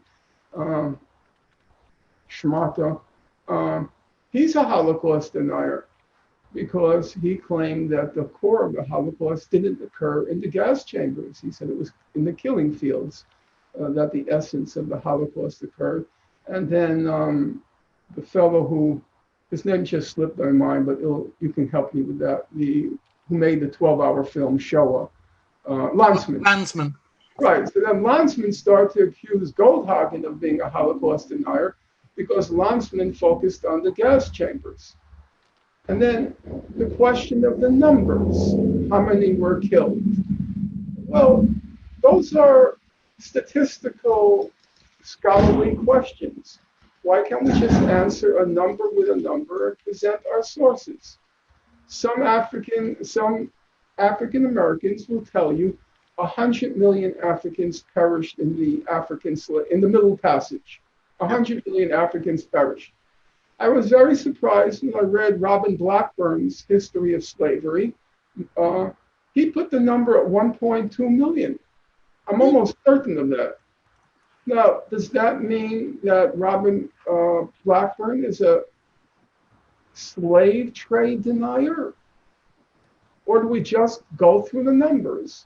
We evaluate, assess, any serious scholar does. I don't see the point of becoming hysterical over these issues. You just patiently wade through the evidence. If you don't agree, you explain why you don't agree. I don't believe in censoring any of these people, including, I would have to say, I don't agree with censoring the rapper Mr. Wiley. He has the right to say what he wants, and if you don't like it, you know, go somewhere else, actually get off of Twitter and maybe crack a book. That might be an exciting adventure for you. And on a second related matter, I'm much more exercised by Marc Regev appearing so respectfully on British television, justifying the murder of, in the case of Operation Protective Edge, justifying the murder of 550 Palestinian children, justify the murder of, or the destruction of 18,000 Palestinian homes. That really makes me very indignant, very angry. He has the right to do it, but it makes me much angrier than what Mr. Wiley has to say about the Nazi Holocaust. In the same way in the US, Kanye West, he says all sorts of lunatic things every other day. He says slavery wasn't so, Kanye West, of course, is African-American, but he says slavery couldn't have been so bad because blacks accepted it for 400 years. And then he said, Harriet Tubman, the great leader of the Underground Railway, he said she didn't really free slaves because she ended up finding them jobs with other white employers. As if, you know, her responsibility was not just to get African Americans out of slavery, but she had a responsibility to give them a lifetime pension. Rappers say stupid things. Rappers say lunatic things. I mean, I think it's your problem if you look for political wisdom from a rapper.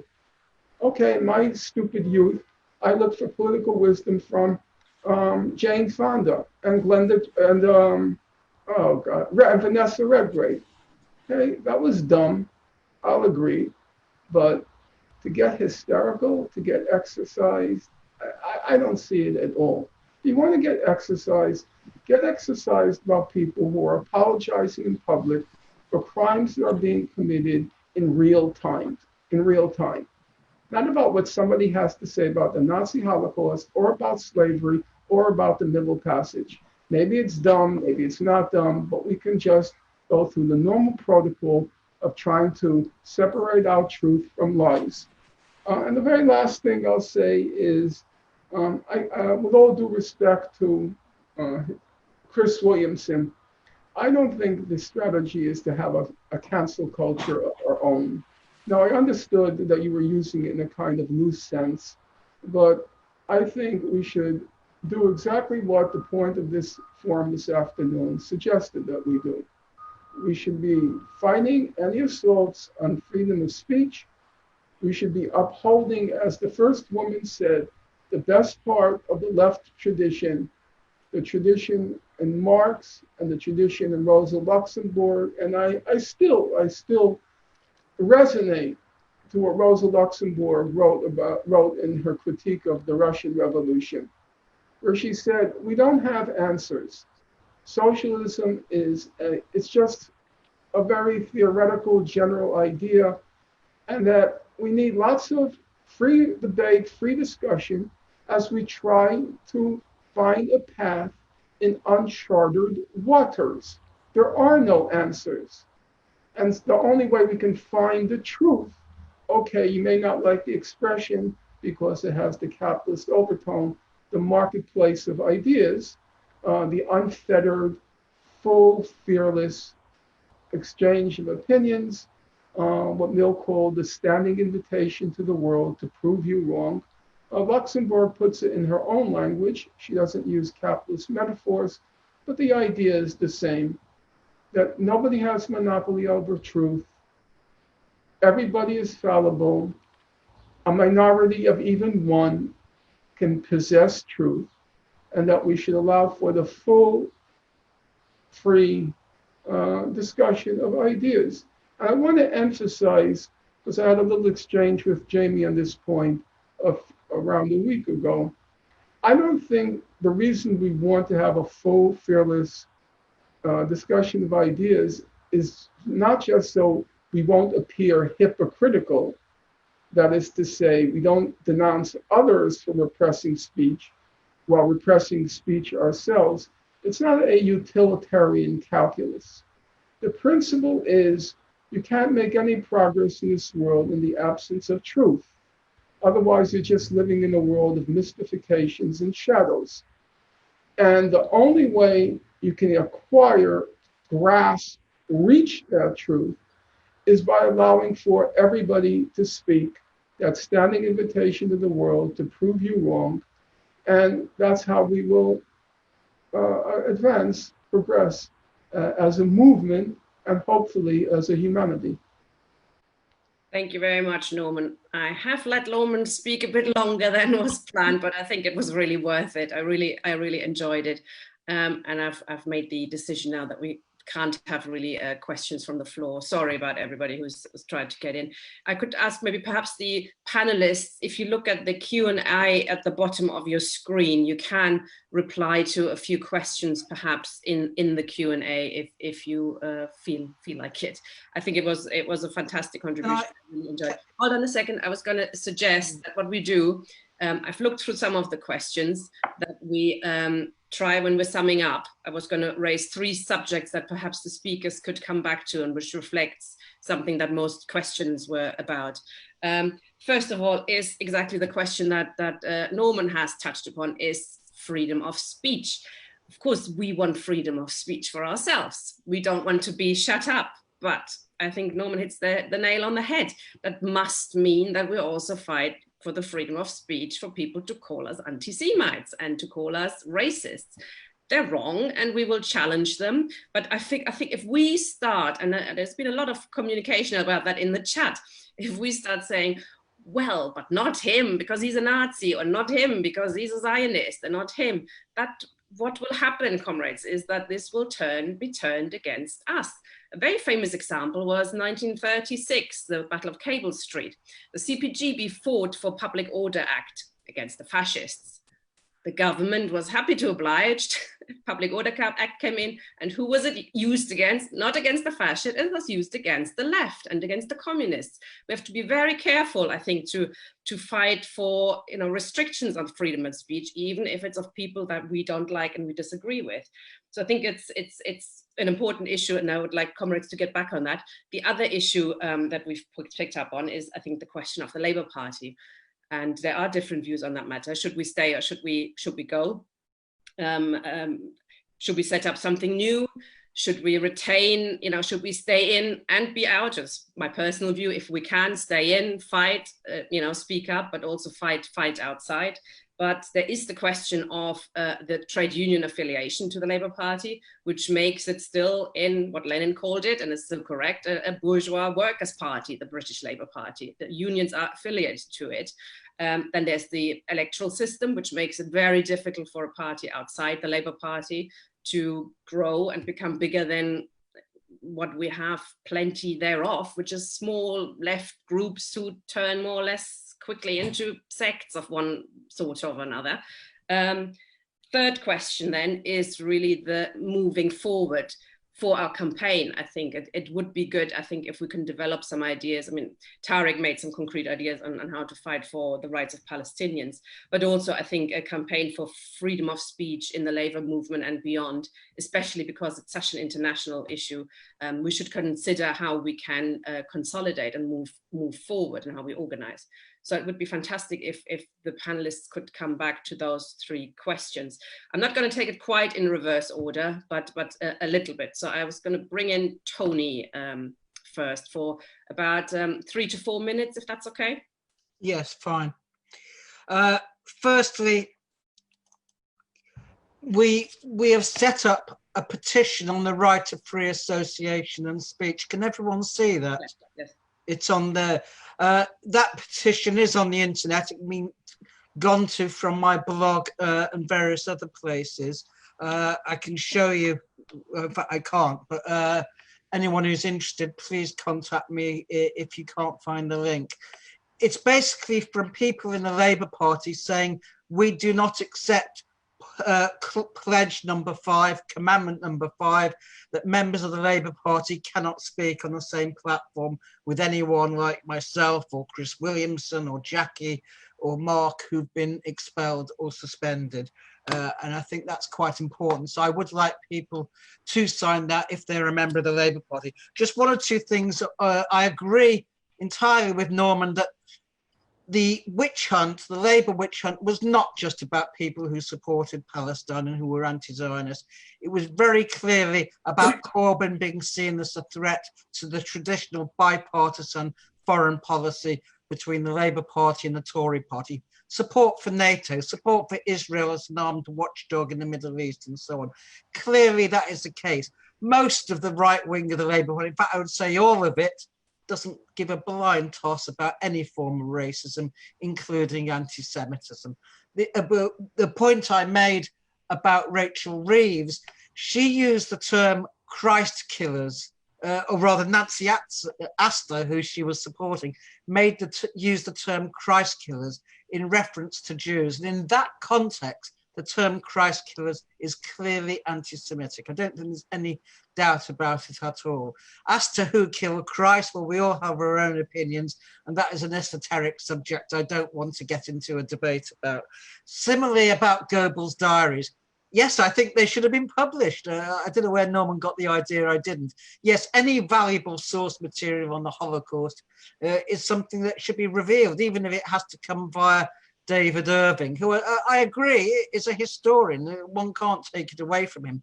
The problem is his politics have got in the way of his history and his research, and he certainly did tamper with sources from my reading of the transcript of the Irving trial. But the main point about this meeting is we have to fight back for what was said is freedom of speech on Palestine and Israel. Starmer has made it quite clear he wants to clamp down on that. And he wants to clamp down on that because that is the main way in which he attacks the left in the Labour Party. I don't think people should just abandon the Labour Party. I agree with Tariq and others that it's very, very difficult. I think we have to have a combined approach. People who are still in the Labour Party working alongside people who are outside the Labour Party. But we have to be clear of one thing. With the disappearance of Jeremy Corbyn, Keir Starmer represents, if you like, a return to the days of Tony Blair. That there is no doubt, and we have to keep fighting. Unfortunately, the Zionists have used the question of Palestine as the means by which they can beat us around the head. And we have to rebut that and reject that and say, if you opposed apartheid 30 years ago in South Africa, then today you should be opposing apartheid in Israel. There really is no difference. Thank you. Thanks, Tony. I'm going to take Chris and then David, please. Yeah, I mean, I agree with Norman's comments about free speech. The point that I was making is, yes, no problem with people extolling Zionism, but what I'm arguing for is that we should have the right, and indeed it's our duty, to explain that Zionism is a racist ideology.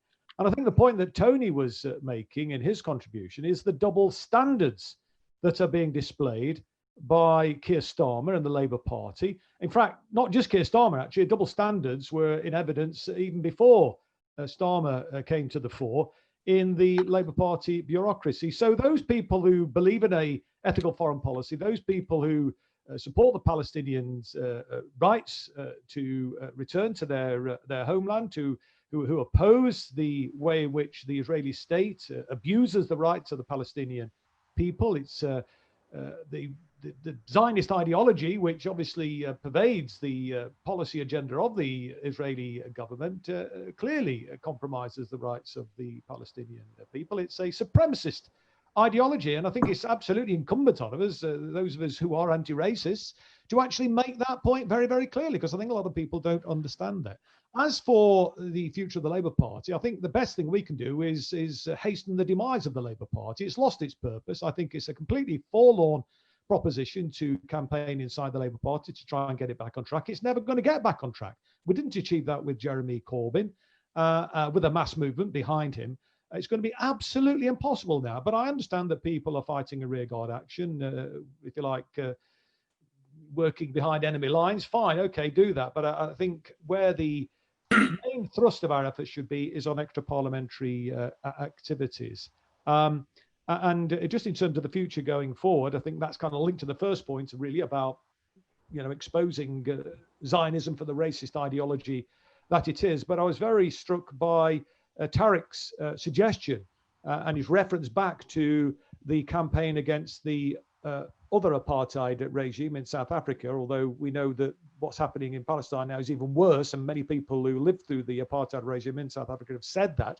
But the point that Tariq was making about the incessant picketing of the South African embassy is something, I think, a very practical thing that we could look to do as part of the extra parliamentary activities that we should engage in to promote this case of free speech, but also to highlight the abuse, frankly, that is meted out on a routine daily basis by the outrageous apartheid Israeli regime against the Palestinian people. And one of the ways in which we could do that and sort of bring it to the attention, I think, of the public is by trying to mount and organize those regular pickets outside the Israeli embassy. Thank you, Chris. David, and then Mark, and then I'm going to bring Tariq and Norman and Jackie as last speaker, if that's okay. I'm sorry, Tina. I must apologize. I have to leave. I thought we'd finished before this. Okay. Do you want some people waiting for me? Oh, okay. Okay. Me, but it's been great talking to all of you. Okay. Thank you very much, Tariq. Okay. Thanks. Bye. Then. Bye-bye. Okay, David, please. Yeah, so I mean, I think that there's a strategic problem in discussing this under the rubric of free speech on Israel or Zionism or anti-Semitism. I mean, there isn't free speech for racists. No one thinks that it's acceptable for racists to intimidate, coerce, and threaten people. There are laws against it. It's against the law. Nobody believes in free speech for racists. Although I do hear Norman and Tony perhaps saying that they do. And the problem with defending the principle of freedom of speech in relation to this issue is that we don't have the freedom of speech and they have the freedom of speech. And we are never going to get the freedom of speech because they're in power. And so it seems to me that what we should be talking about is not counterposing our conception of Zionism as racism, which I think most of us are agreed on, with their conception that we're all anti-Semites. Because that's a balance which is based on falsehood and is based on a racist understanding of how things are. It's not acceptable for them to call us racist. It's untrue. So I think what we should be saying is not how we create slightly more space for the left to say slightly more things about Palestine and Israel, while they at the same time are using their speech to destroy people's lives, careers, mental health, and jobs, as Jackie mentioned. What instead we should be saying is, no, we're not here to defend freedom of speech. We're here to end Zionism. That's the purpose of this discussion, not freedom of speech. I don't believe that racists should have freedom of speech, and I don't think anybody else does. So that's what I would say about this. It's not a strategically good idea to say run a campaign on freedom of speech. It is much more strategically good to say, let's focus on Zionism. And I take Norman's point. People don't understand when the Bolsheviks came to power, they discussed bread and peace and land. Yes, of course, people need to understand, but they're not going to understand unless we tell them, unless they are educated. The level of political education in this country is very poor. We know that that's part of the reason that Corbyn lost, the lack of political education in CLPs and indeed on the left more broadly. But we cannot win a battle against the racist ideology of Zionism without telling anyone what Zionism is and explaining what it is, how it's a settler colonial ideology and how it requires the ethnic cleansing of Palestinians for it to function. So I'm much more of the view that we should be saying, look, what we've got to do here is make an argument about Zionism. Let's make this argument, make it clear what Zionism is. And of course, there are complexities to how people understand their own Zionism and how people understand other people's Zionism. But nevertheless, we cannot win this battle without making a mass attempt for there to be mass understanding of what Zionism is and how it can be defeated. Thank you, David. I'm one of them who believes in free speech for racists. I certainly do. It's a you know, we're the racists at the moment, aren't we? That's the point. We are being called the racists at the moment. That's right, but the point is, of course, that's not true, and they get away with that because they're allowed. You say it's not true, but they say it's true, and they probably believe it. Even I think there's a real problem.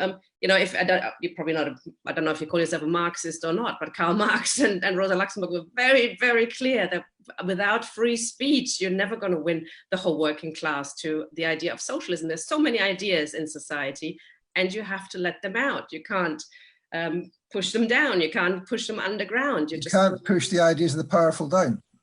What on earth does that mean? I'm gonna not get into the two-way, but I'm gonna bring in Marc first and then Norman. Well, can I first say that it's been a pleasure being on this platform with three fine Jewish comrades, including the world-renowned Norman Finkelstein, and of course Chris Williamson and David Miller. David being another fine scholar, Chris, who taught me the meaning of solidarity in the Labour Party when he stood by my side during a very difficult period when I was radioactive, really. He was one of only 3 Labour MPs who came to my aid. The rest ran for cover.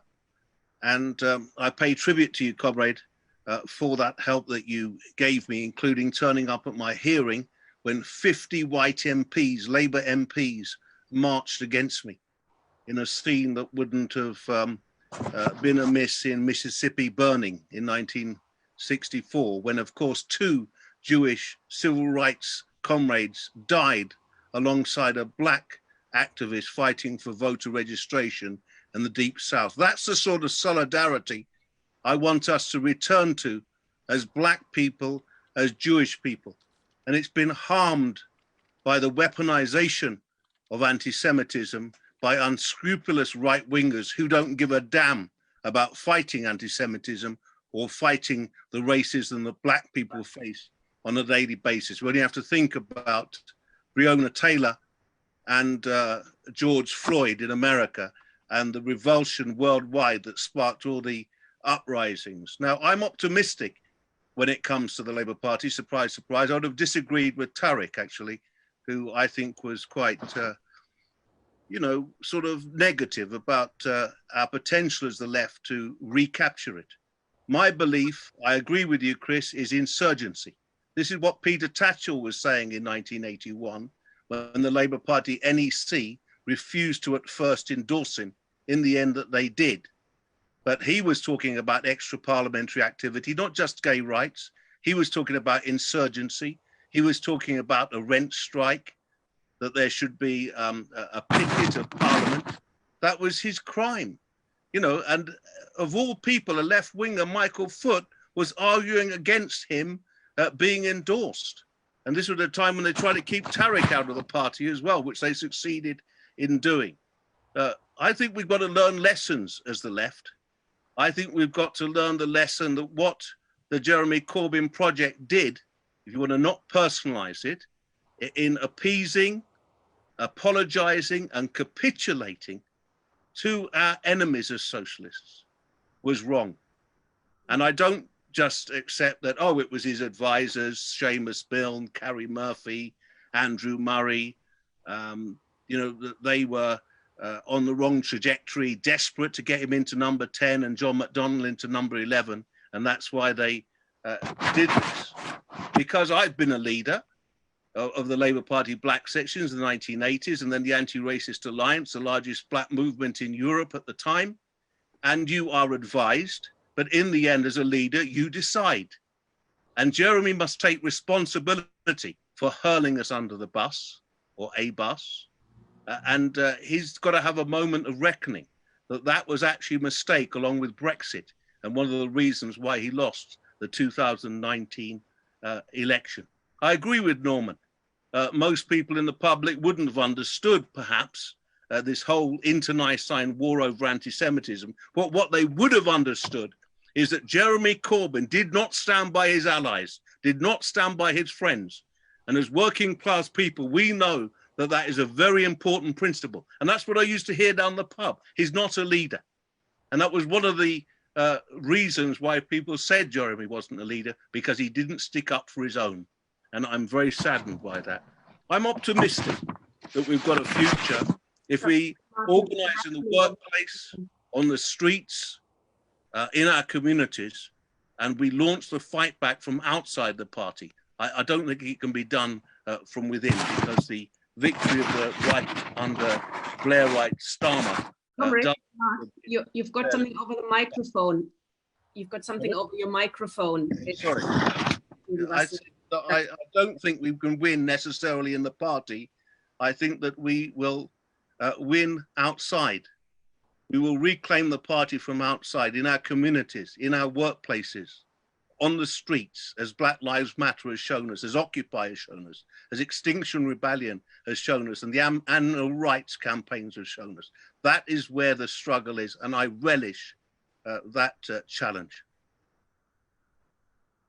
Thank you very much, Mark. Norman, then, please, if you want to say a few more things in reply. At the risk of sounding repetitive, I just want to reiterate one point. As a youth, I was a Marxist-Leninist believer in Mao Zedong thought. We were all confident in that period of my life that we possessed truth, and anybody who disagreed with us was either a bourgeois or a petty bourgeois or a victim of false consciousness and all sorts of other things. But we were the embodiment of, because we knew the science, we knew Marxism, Leninism, we knew Mao Zedong thought, we possessed the science, we knew truth. And well, in my case, when Mao Zedong passed from the scene and China reversed itself, and from being the cutting edge of world communism, it rather quickly became the cutting edge of world capitalism, I realized that no, I didn't possess the truth, and that a lot of the things that were said contradicting me were true. I was wrong. And that humbled me. It humbled me, actually, more than humbling me, it totally humiliated me. That was the hardest part. Not that I was wrong, but that I was such a self-righteous, pompous ass, dismissing everybody who disagreed with me as being some victim of some kind of ideology, and that I possess the truth. And so I'm much more cautious about saying with 100% certainty that some person is wrong and that I'm right. And I think it's a useful caution. First of all, even if you think somebody is wrong, you have no right, as John Stuart Mill says, to decide that question for others. You can't say, well, I think you're wrong, and therefore everybody else can hear what you have to say. Mill called that the presumption of infallibility, and I think he was right on that point. So even if David is convinced that that person is a racist, I'm not a racist, that person is an anti-Semite, I'm not an anti-Semite, you have no right to decide that question for others, because you would only have that right if you were infallible, if you were God. And so long as you have, as all of us do, I think, the limitations and failings of being mortals, you have no right to deny other people access to an idea which, because you're not infallible, it might be true. The second thing is, I don't really agree with these kinds of so-called, I would say, kind of radical posturing. There's no such thing as freedom of speech. Of course there is. We're exercising it right now. We're reaching people, we're talking to people. Hopefully we're persuading, convincing some of those that we're listening to. In the United States, the whole proposition of freedom of speech really backfired on the US ruling elites with the Bernie Sanders candidacy. Because suddenly on national television, you were hearing this guy, this old Jew from Brooklyn, talking about the 1%, that big pharma, as he called it, they're all crooks. The Walton family, the richest family, he said they're all crooks. Goldman Sachs, they're all crooks. He was saying things on national television which never heard before. And that was because he was able to exercise that freedom of speech. And whatever happened to his candidacy, you could say, yes, he was defeated, in my opinion, defeated ironically by identity politics. But the fact of the matter is his message carried. By the time his candidacy had reached its peak, a large proportion of the American people had been persuaded by the proposition of health care for all, had been persuaded by the proposition of redistributing wealth. So I think we should be very cautious and careful before we dismiss the possibilities, the potentials of freedom of speech, because I think that's an important value to preserve if we hope ever to persuade the broader population of the rightness of our opinions. Thank you, Norman. I think you make a very convincing case.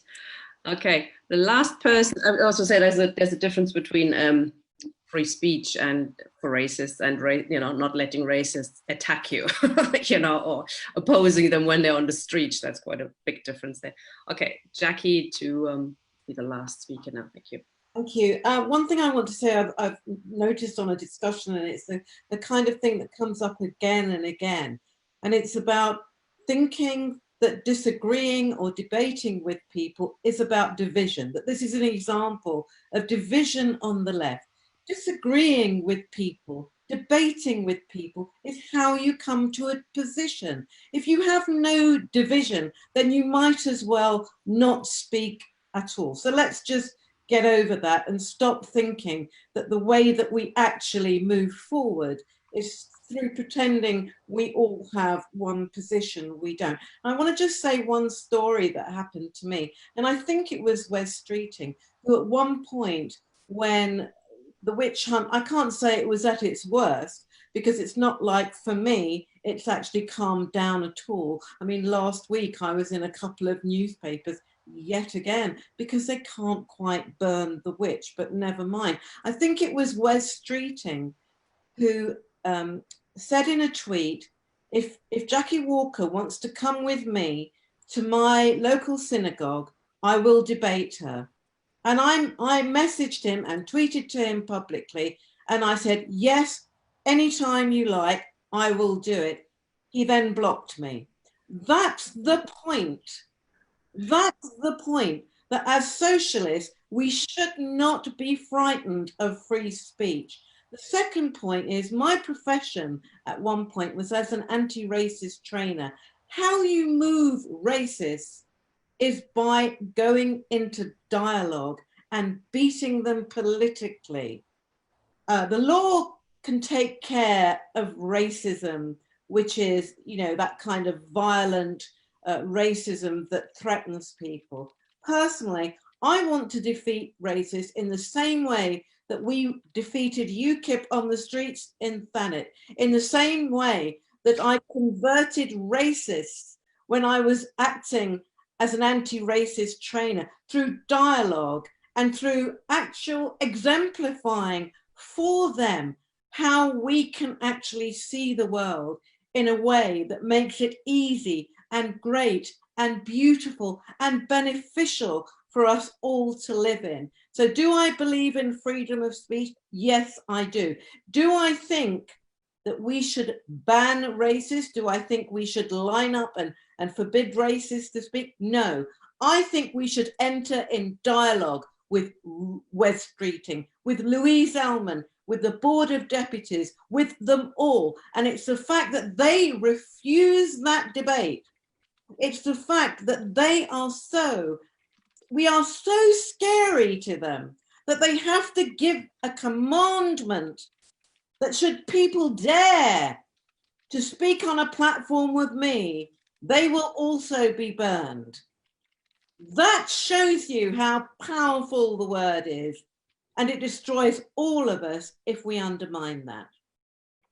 Tina, can I just say that we didn't mention the Ford inquiry, the deadline for which submissions is the 7th of August. It's been, you know, sort of extended, and Grassroots Black Left, which I'm a part of, has put in a very powerful 4,000-word submission.